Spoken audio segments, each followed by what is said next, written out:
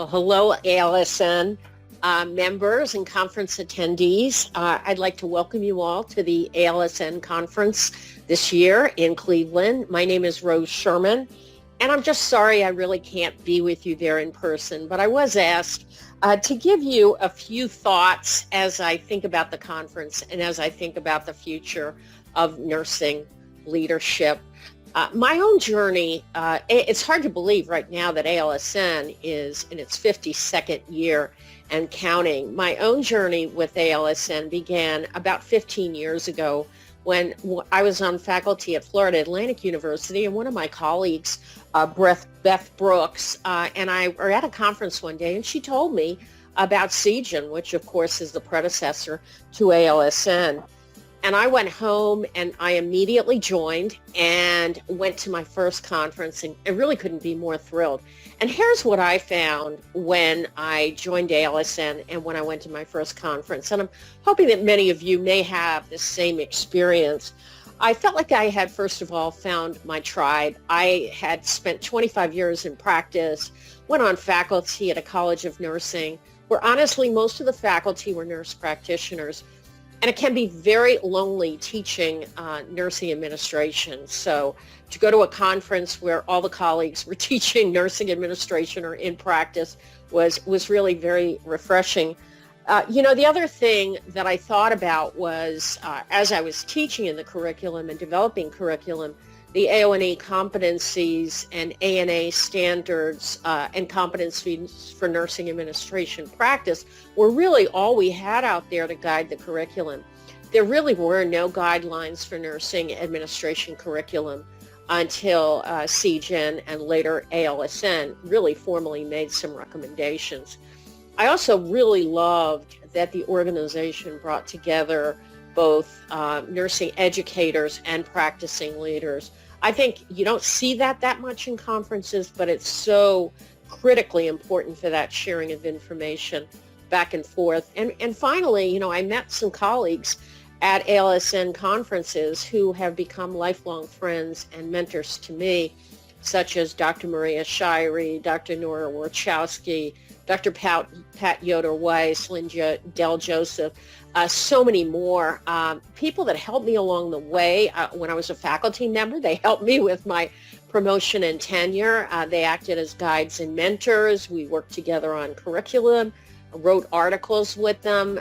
It was just so nice to have a group of professionals that were working in the same leadership area as I was. I was also asked to just reflect a little bit on what I think some of the critical leadership issues are today. And I would have to tell you, I've spent the last year, I've done about 125 nurse recruitment and retention virtual workshops. And what I'm seeing right now, I have to be honest with you, is that I'm very worried about our frontline nurse leaders particularly. I think they are really burned out and exhausted as we have our nursing turnover skyrocket to almost 27% right now and 17% vacancies in our health systems. I recently led an AONL subgroup that looked at nurse manager recruitment and retention, and we had the opportunity to talk to 24 health systems and talk about what they were doing in terms of recruitment and retention of specifically nurse managers. So I think that's going to be a really heightened concern, especially moving forward as I look at our group of nurse managers today, many of whom have less than 2 years of nursing experience. I think the second key issue that I think about today is redesigning nursing care delivery.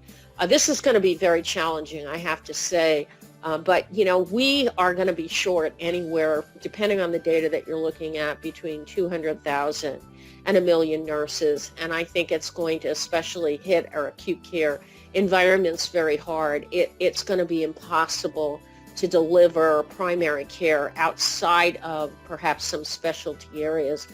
So I think teaching our nurses to become more team leadership skills is going to be critically important, because I do believe we're going to be moving into more of a collaborative practice or a team nursing model of care delivery. I think another key issue is just meeting the needs of a very different nursing workforce, particularly as I look now, most specifically at our Generation Z nurses who are very concerned about their mental health and well-being. What they want from leaders is very different than what nurses have historically wanted from leaders. They want their leaders to definitely be more coach-like. And I think that that is something that we are going to have to really work with our leaders to be less traditional leader and more nurse leader coach. And then the last thing I would say is educating nurse leaders to be more agile and probably more flexible. I don't think you survive today without being very flexible, especially in acute care environments. And this really came up from one of the systems chief nursing officers that I interviewed. I asked her, what competency looks very different to you today than in the past? And she said, this agility and flexibility is just something that we've got to be able to move really quickly in either direction. So that's some of my thoughts. And I just want to wish all of you a wonderful conference. I know that they've always been a joy for me to attend. I've always walked away with not only new friends, but a lot of information. So have a great conference.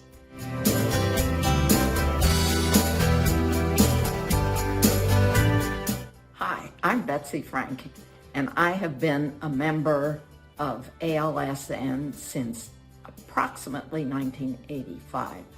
I'm currently Professor Emerita at Indiana State University, but when I joined, I was a new assistant professor at Wright State University, and our acting dean, Donna Dean, said, you must go to this meeting. So off we went. I don't remember where the meeting was, but the old CGEN used to meet every 2 years with a national organization such as NLN or Sigma Theta Tau. As I recall, that first meeting was mostly business, very few presentations. As we continued on, we became one of the premier organizations where people could present their nursing administration and systems research. In those early days, we ran the organization out of boxes in our basements and our closets. I was treasurer for 2 years, and it was all sitting in our linen cupboard. And then I had to mail it to Linda McGillis Hall in Toronto. Now that was quite interesting. The organization has grown. It's an opportunity for particularly young professors to get involved at the national level and to meet people and talk to people at meetings. Unlike large meetings where you hardly get a chance to really network very much, our meetings allow us the opportunity to know one another, learn from each other, and stay engaged in research. Even in my retirement, I have the opportunity to do some research, which keeps me active in the field. It's an organization worthy of being around for 50 years.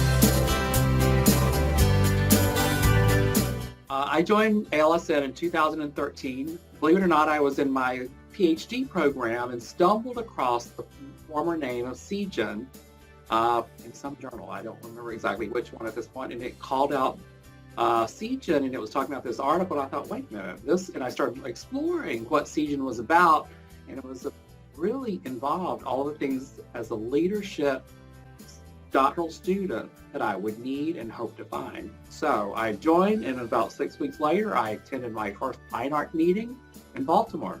I actually don't remember when I joined, but I'm sort of thinking that it must have been somewhere around the mid-'80s. And the reason I think that is because Dr. Mary Lynn from the University of North Carolina at Chapel Hill provided some consultation to us at Texas Tech University Health Sciences Center. And in the process, she mentioned Seagen. And I know I hadn't heard of it before. And once I heard of it, I thought, wow, that sounds like a perfect organization to belong to. And as a result, I joined. So I'm giving her credit, whether or not she deserves it or not, I'm going to give it to her. The first meeting of the organization, which was then called Seagen, was in the early 2000s, and it was in Arizona. And I just went to the meeting because a colleague of mine wanted me to go with her.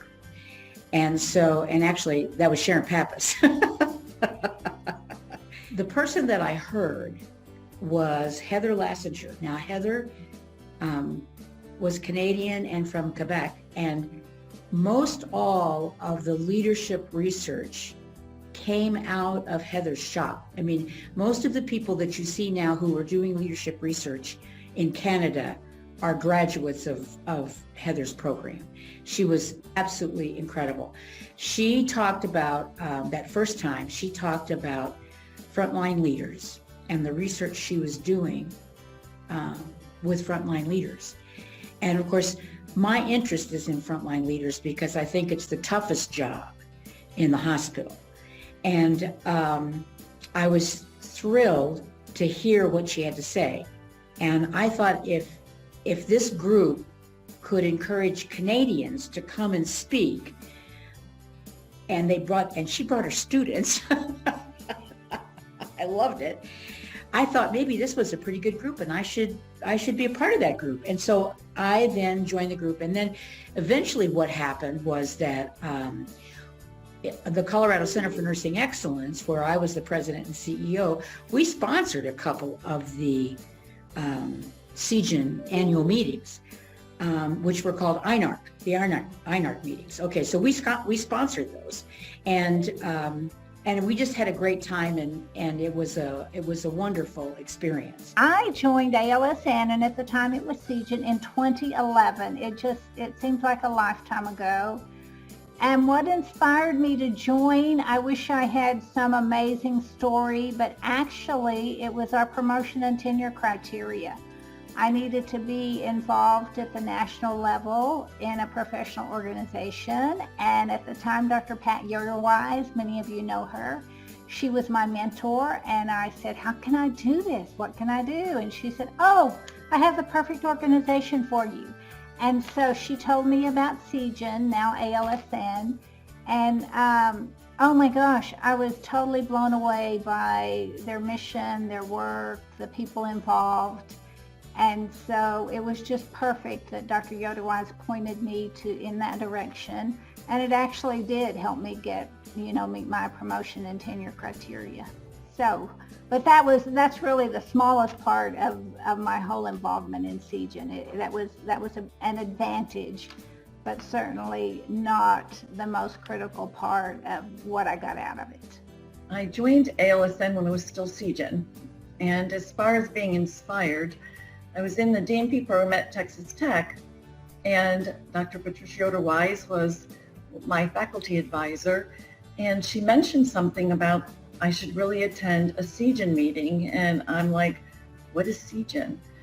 So she introduced me to the organization and about the conference that they were having, and so I attended and was just amazed at the quality of the speakers, who the people were. These were, like many of them, icons in the nursing profession.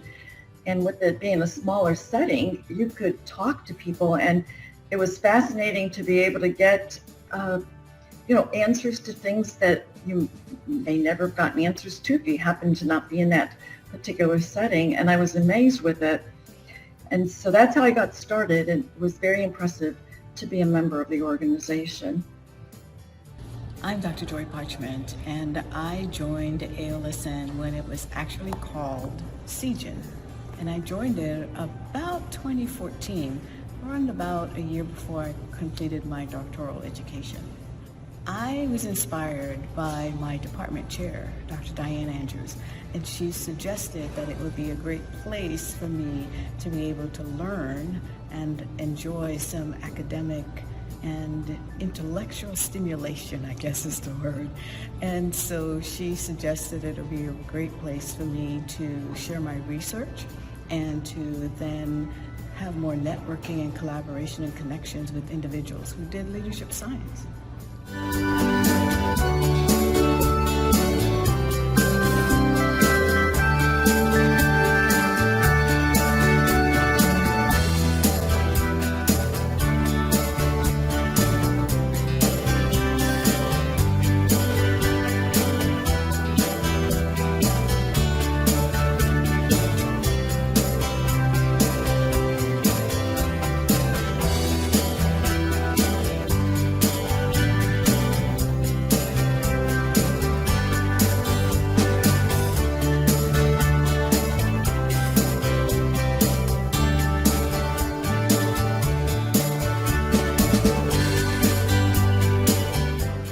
ALSN has been a professional and personal gift to me on many, many levels. When I first started going to ALSN, I was overwhelmed. I'm not normally shy, but when I recognized that I was the only person from practice sitting in the room among the giants in the nursing, leadership, or administrative world, I was a little overwhelmed. And I started getting to know individuals like Pat Yoder-Wise, Dr. Nora Wachowski, both past presidents of ALSN, and many, many others. I thought, oh my gosh, I'm sitting among giants in our specialty. But now those people are friends, they're colleagues, they're scholars with me, and it has been hugely a huge professional gift, but also a personal gift to help me develop and grow. As the first person from practice, to be the president, it's truly an honor to be this involved in this organization. As many of us like to talk, we found our people. It is the one place where I know I can always find two things. One, the knowledge, and two, the people. And if you believe that leadership is about relationships, and if you don't, you shouldn't be in leadership. So if you believe that, that's a great reason to go to ALSN meetings. And so early on, I went to some meetings and then had to drop out for a few years for various reasons, conflicts of meetings, etc. But I found that that's where the cutting edge knowledge was. And that's also where the cutting edge people with the knowledge were. And to find both at the same meeting where you could just go up and talk to them face to face is really a priceless gift. And to do so at a very reasonable cost, it just is really a gift in terms of nursing education for those of us who want to continue to develop professionally. So that was the big picture event. I got engaged then with ALSN and was fortunate enough to be elected as president of ALSN. And that was a real highlight of my career in terms of leadership. And it was during that time that we really began to emphasize the idea of moving to the annual meeting, because we were quite clear that it was hard to remember which year is the conference in, and it was too difficult to incorporate, for example, students from Canada. I'm thinking of them primarily because they were the majority of the student population that was engaged with CGEN at the time, in terms of coming to make presentations. And so many of the faculty there depended on CGEN as a primary source for student presentation. And the idea of, well, this group can do it, but the next group can't because there isn't a meeting, was very disruptive for them. And it was difficult then for those of us in the United States to plan to replicate that model that they had, because it was every other year. I think the idea of the once-a-year conference provided some stability, or the idea of we could do this annually, and it also then gave better planning to schools of nursing, hospitals, other organizations in terms of annual budgeting, for people to attend and put it on their schedules and know that they could count on being there and knowing when the meeting was likely to occur, so that they too could engage in the dialogues that typically happen both during the formal parts of the meeting and then the informal parts. Isn't one of the main reasons we go to the national meetings is because we get to see all our friends, and so I think it's a meeting place, if you will, and in the process of that networking is a phenomenal exchange of ideas and possibilities and approaches, and so consequently I think that's the contribution it's made to me personally. And actually professionally too, because now I have a whole group of friends there. And so I was elected to the board while Pat Yoder-Wise was the president. We were still CGEN. And when it came time to, Elaine was president-elect. And when it came time to look at a slate for the following year, there wasn't anybody stepping up. And so, Pat, she sort of tapped me on the shoulder and said, "You could do this." And I went, "Oh." And then I said, "Okay, I can do this." So that's how I got to be president. And I would be remiss if I didn't mention Betsy Franks, because I went to a presentation that Betsy did in which she talked about the importance of going into preferment. So when I talk about being in preferment, I stole that from Betsy. And of course, when I introduce myself at magnet site visits, etc., I always talk about being in preferment and being able to do what I prefer to do. And some of the things I prefer to do is obviously magnet and Texas Tech and this wonderful organization that focuses on nursing leadership and what we need to be doing to promote and establish more nursing leaders. I think for speaking professionally from that perspective, it really, I can say the networking, but it's so much more than that. Being with people who have the same interest and passion for nursing administration and realizing, I think, sometimes people look at me like, "You teach leadership? Well, what's that about?" And to know that this has a real impact on the direct care patients receive in a hospital, a healthcare setting, public health, wherever we are as nurses, as leaders. So I tell all my friends, you better be glad that you have good nursing leaders, because they're the ones that make things happen for you at the bedside. So I think networking with people across the nation and internationally, especially our Canadian colleagues, was so fascinating to help articulate the vision of leadership that as nurses, that's where we are. We are making a difference as the leaders in healthcare.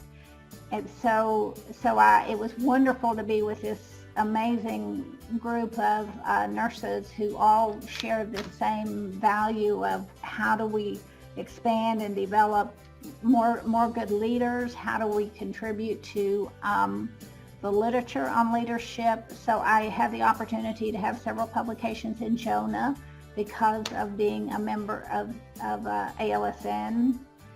So, and so that was an amazing opportunity, but just to be able to disseminate that work, to share at conferences. I did many events at our International Nursing Research Conference, which is now the ALSN annual conference.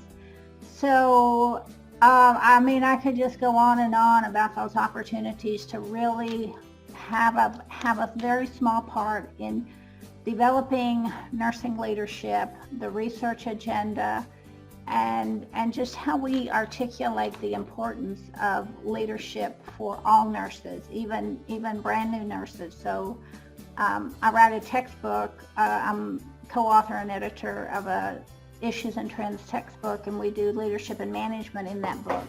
And so I write about how every nurse, regardless of where you are or what position you're in, you are a leader and you impact healthcare in some way. Even if you think it's small, you're really having an impact. And ALSN really inspired all this in me to really delve into what leadership is and how we use that to impact health. Well, after attending and listening to both Dr. Patricia Yoder-Wise and Dr. Barbara Cherry, Barbara was the president of CGEN at the time, and they encouraged me to run for an office. It was forget the exact title, but it was the vice president for programs and all of that. And they said, yeah, they do this conference every 2 years. And I thought, okay, I can manage that. And so I ran and I was elected, which was pretty exciting. And so I was attending my first board meeting, and it was delightful to meet the other board members and really hear the vision and the desire to change the name so that it was better known for really the high quality of the work that goes on in the association. And then one of the board members said, yes, and I really believe that the conference needs to be annual. And they made a motion, and that got seconded and voted in pretty quickly. And I sat there and I said, hold on. I said, I was told when I ran for this that the program would be like every 2 years, and I didn't think that was so bad. I said, I didn't know this before I had said yes to running for the office. And they said, well, we knew that because we wanted to make sure we got you on the board before we told you that we wanted to really move to the annual in terms of frequency. And it made perfect sense because every 2 years you kind of lose momentum in between. And there certainly, as you know, plenty of rich research and things going on that would be wonderful to share in that particular setting. So I took the challenge on, and it ended up being pretty fun for the most part. ALSN has done a lot for me personally. So from an intellectual standpoint, I have the awesome privilege of being on the research committee.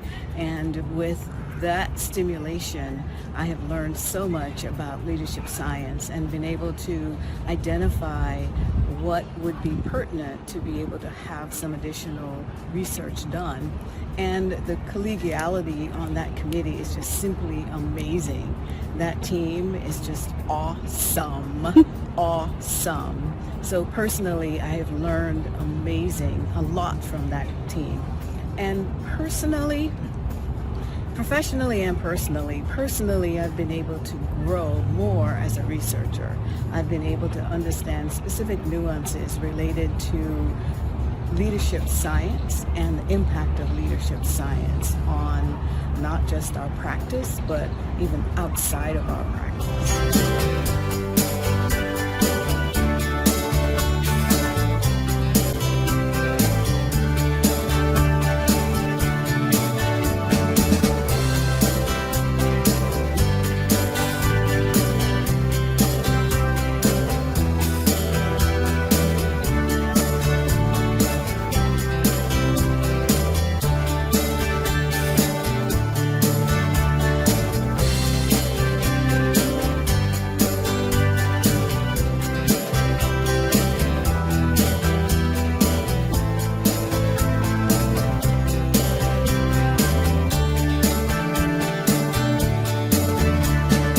Gone through 2.5+ years of really a very dramatic shift.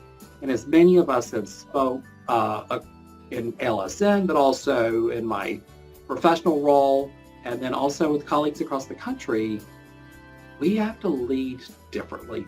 What used to work no longer works. We have to meet individuals where they are. We have to learn new skills because we don't have the same workforce anymore, and we're not going to have the same workforce in the future. We've heard the terms quietly quitting. We know people are leaving for different reasons. It's not always money. It's about work-life balance. Those of us that have done this, like most of us have for a while, we didn't grow up like that. We grew up differently, but we have workforces that do want a different life and a work-life balance. We're going to have to lead like that. They don't want to be called every day on their day off, or they don't want to do that. And clearly I'm thinking of the practice side at this point because that's where I primarily focused from a work perspective. But as we have students coming up through, as we develop new leaders to be on the academic side and in the practice side, we really have to look at what is it that gives them and invigorates their passion for nursing leadership. And we're going to have to do things, those of us that are leading the way and those that will help become leaders and moving forward, we've got to help them find this new path. And I don't think we all know that yet. I think there are so many things that we could address. And I think I think I would put it under the heading, the future of the profession. We have been so focused within the profession, primarily based on our numbers, on the idea of staffing. And the majority of the conversation has been around ratios. And that is not going to survive as the focus of the conversation, primarily because if somebody waved a magic wand and we could suddenly fill all of the vacancies that we have, and all of the schools of nursing could magically continue to produce the number of students that they needed to produce and graduate all that they needed to graduate and be very cost effective, the system couldn't support it. So we have to be inventive and innovative, not going back to things that we've done before and calling that innovation. It really has to be a new way of thinking about how we go about delivering nursing to the citizens of the world. And it is a global problem. It is not just that of the United States. And so if we were to take on one thing, it would be the idea of how do we get nursing care that is most effective to the people who need that care in the most cost-effective, most equitable manner that is possible. And maybe that involves changing policies. In fact, I know it is involved in changing policies. And maybe it's involved in changing the structure within organizations. And it would be delightful if we could actually create a system of healthcare. Because in this country, at least, we do not have a system. And I think that certainly came to light as we've lived through the last couple of years. Even within one element within healthcare that we might call a system, we realized even within one element, we don't have what we would call a system. And we saw it break down on a regular basis.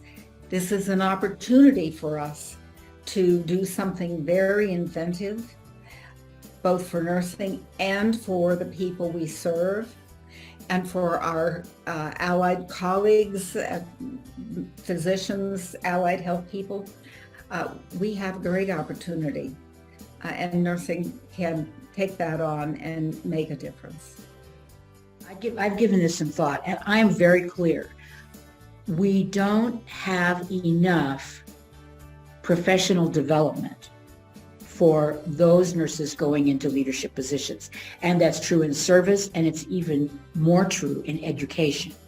And so I think if we can really figure out strategies to promote development and support. And I think the other thing that's so critically important is some kind of fairly formalized executive coaching for these people. I mean, you can't just take a course and figure out this is what I do. You have to deal with the daily ongoing drama and issues that come up in leadership positions. And then how did you deal with those?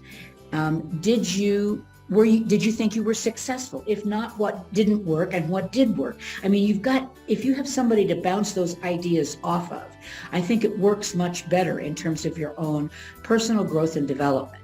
And I think that we need to really focus on how do we support, grow, and develop leaders for the future of the profession. And that's at every level. It's not just, it's nurse managers developing assistant nurse managers or charge nurses or whatever their structure is, and then directors developing the nurse managers, etc.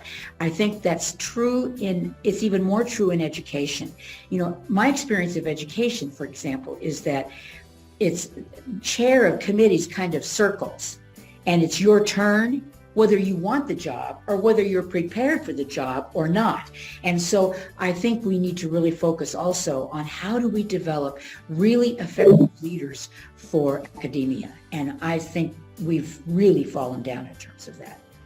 We still need to have that focus on making sure the public and even individual young nurses understand what leadership is and what an impact it can have.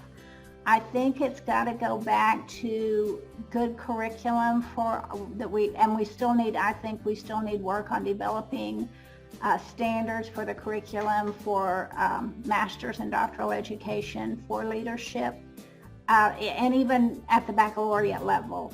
But I do think just expanding, I think the future is making sure everybody knows, every nurse knows that I am a leader and what that means. And so I think that's an important part of our future.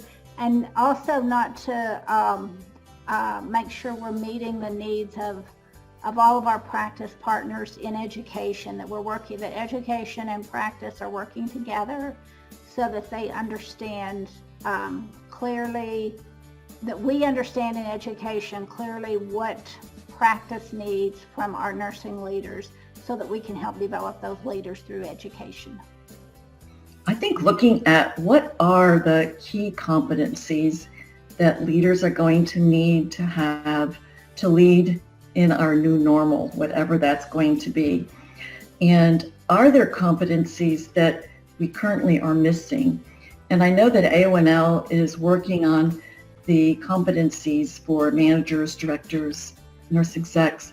And I think it's going to be important to take a look at those, as well as look at the research that Esther Chips and the research group did on what the research priorities are.